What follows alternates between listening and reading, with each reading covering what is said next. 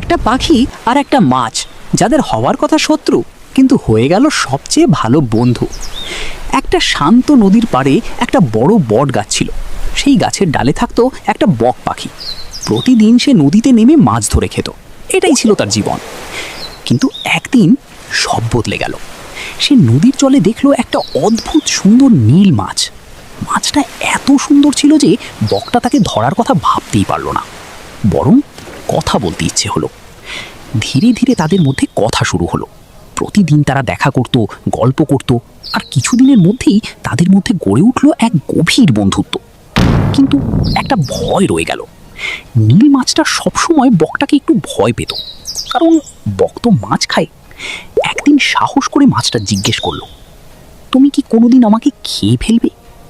বকটা একটু চুপ করে রইল, তারপর মৃদু হেসে বলল, না, তুমি আমার বন্ধু, বন্ধুকে কেউ খায় না।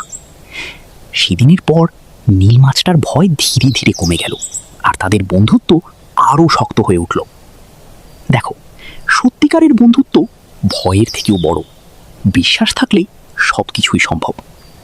গল্পটা ভালো লাগলে লাইক করো, আর এমন গল্প শুনতেই ফলো করো। না করলে কিন্তু নীল মাছটা আবার ভয় পেয়ে যাবে।